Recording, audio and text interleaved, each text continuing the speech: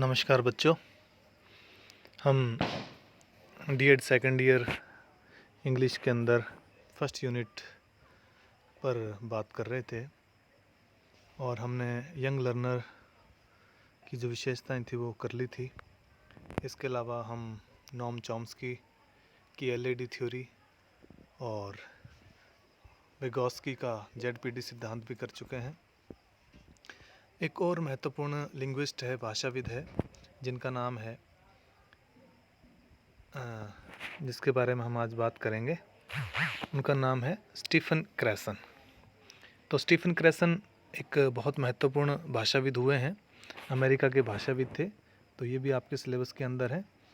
मैं अपने जल्दी से इनके बारे में बात करेंगे।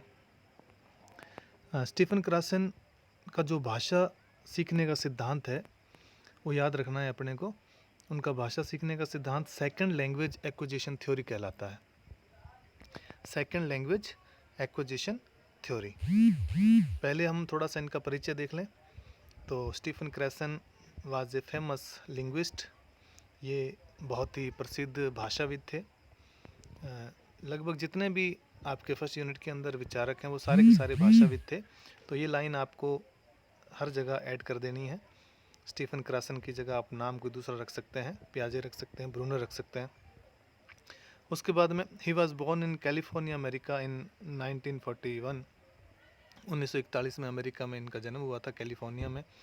क्रैसन famous theory is called second language acquisition theory. तो उनका जो फेमस सिद्धांत था भाषा सीखने का वो सेकंड लैंग्वेज एक्विजिशन थ्योरी कहलाता है।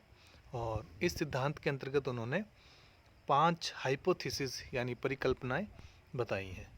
तो यहाँ हम इनके सिद्धांत पर चर्चा करने से पहले मैं आपको थोड़ा सा ये बता दूं कि एक्विजिशन और लर्निंग में क्या अंतर होता है। एक्विजिशन का मतलब होता है अधिग्रहण करना। जैसे हमारी 2 तरह की भाषाएं हैं। एक तो वो है जो हमने अपनी माँ से सीखी है, जिसे हम मदर टंग कहते हैं, और वो सीखते वक्त हमने कोई रूल, कोई सिद्धांत कुछ नहीं देखे और अपने आप वो भाषा हम सीख गए। हमें पता भी नहीं चला कब हम वो भाषा सीख गए। तो इसका मतलब हमने उसको एक्विजिशन किया है, उसका अधिग्रहण किया है। एक होता है लर्निंग। लर्निंग का मतलब जब हम दूसरी भाषा सीखते हैं, जैसे मान लो हम अंग्रेजी सीख रहे हैं तो हमें उसको लर्न करना पड़ेगा, उसके नियम पढ़ने पड़ेंगे और बार बार उसको रिपीट करना पड़ेगा, वो लर्न कहलाता है। तो एक्विजिशन का मतलब जो फर्स्ट लैंग्वेज है आपकी, जो मदर टंग है, उसे सीखना एक्विजिशन का उदाहरण है। और अगर आप कोई दूसरी भाषा सीखते हैं तो वो लर्निंग का उदाहरण है। अगर अमेरिका वाले हिंदी सीखेंगे तो वो उनके लिए लर्निंग है और इंग्लिश उनके लिए एक्विजिशन है। हमारे लिए इंग्लिश लर्निंग है और हमारी जो मदर टंग है वो हिंदी हो सकती है, राजस्थानी हो सकती है, वो एक्विजिशन है। अब ये जो क्रैसन थे, इन्होंने कहा कि फर्स्ट लैंग्वेज तो हम आसानी से सीख जाते हैं, लेकिन जो सेकंड लैंग्वेज है वो भी हम आसानी से सीख सकते हैं। कैसे सीखेंगे? इसके लिए उन्होंने 5 हाइपोथेसिस बताई हैं, जिसके आधार पे हम दूसरी लैंग्वेज भी सीख सकते हैं। तो इसलिए इनका सिद्धांत जो है सेकंड लैंग्वेज एक्विजिशन थ्योरी कहलाता है। तो 5 हाइपोथेसिस कौन कौन सी हैं ये आपको याद रखनी है। पहली हाइपोथेसिस इन्होंने बताई है acquisition learning hypothesis. Acquisition learning hypothesis का मतलब ये है कि हमें जिस तरह से हमने पहली भाषा सीखी थी और जो इन्वायरमेंट हमें पहली भाषा सीखते हुए मिला था, वही इन्वायरमेंट अगर हमें दूसरी भाषा सीखते हुए मिले, वैसा ही माहौल मिले, तो हम दूसरी भाषा को भी एक्वायर कर सकते हैं। तो पहली इनकी जो हाइपोथेसिस है उसको एक्विजिशन लर्निंग हाइपोथेसिस कहते हैं। दूसरी हाइपोथेसिस इनकी कहलाती है मॉनिटर हाइपोथेसिस। बहुत इंपॉर्टेंट है ये। मॉनिटर हाइपोथेसिस का मतलब क्या होता है? मॉनिटर का मतलब होता है कंट्रोल करना। यानी जब आप, जैसे मान लो आपने हिंदी सीखी थी, कोई बच्चा हिंदी सीख जाता है तो उसको वो एक्वायर तो कर लेता है, लेकिन उसके नियम नहीं सीख पाता। नियम सीखने के लिए हमें उसको लर्न करना पड़ता है। हम स्कूल में जाके उसका नियम सीख पाते हैं। हिंदी को सीखने के लिए फिर हमें संधि, विच्छेद, समास, ये सारी चीज़ें सीखनी पड़ती हैं। तो उसी प्रकार ये कहते हैं कि जब हम किसी भाषा को एक्वायर कर लेते हैं तो उसके अंदर और ज़्यादा कुछ सीखने के लिए हमें उसको लर्न करना पड़ता है, और लर्न करने के लिए हमें उसे मॉनिटर करना पड़ता है। तो ये इनकी जो सेकंड हाइपोथेसिस है उसको मॉनिटर हाइपोथेसिस बोलते हैं, और इनके सिद्धांत को कई बार मॉनिटर हाइपोथेसिस भी कह देते हैं। तीसरी इनकी हाइपोथेसिस कहलाती है नेचुरल ऑर्डर हाइपोथेसिस। नेचुरल मतलब प्राकृतिक, यानी जब भी हम दूसरी भाषा सीखते हैं तो एक प्राकृतिक माहौल बच्चे को मिलना चाहिए, उसी तरह का एनवायरनमेंट बच्चे को मिलना चाहिए। फिर है इनपुट हाइपोथेसिस।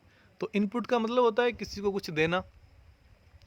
तो ये बताते हैं कि जब हम सेकंड लैंग्वेज सीखते हैं तो बच्चे को सेकंड लैंग्वेज सिखाते समय उसको इनपुट हमें देते रहना चाहिए। जैसे मान लो पहले उसको आसान चीज़ें सिखाएंगे, फिर धीरे धीरे हम उसको दूसरी हार्ड चीज़ों की तरफ लेके जाएंगे, यानी इनपुट देंगे हम। और लास्ट है effective folder hypothesis. Effective folder hypothesis, तो ये पांचवी इनकी हाइपोथेसिस है।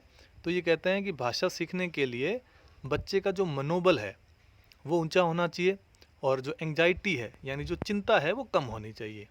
तो इस तरह से अगर बच्चे की चिंता कम होगी और मनोबल ऊंचा होगा, आत्मविश्वास ऊपर होगा, तो बच्चे के ऊपर इफेक्ट पड़ेगा और वो सेकंड लैंग्वेज आसानी से सीख जाएगा। तो ये स्टीफन क्रैसन का सेकंड लैंग्वेज एक्विजिशन थ्योरी है।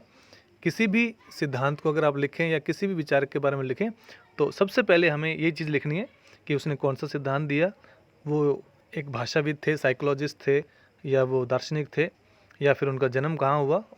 ये सारी चीज़ें हमें शुरू में अगर हम देखें तो इसका थोड़ा अच्छा प्रभाव पड़ेगा। तो ये था स्टीफन क्रैसन का सेकंड लैंग्वेज सिद्धांत। आशा करता हूँ आप सबको समझ में आ गया होगा। धन्यवाद।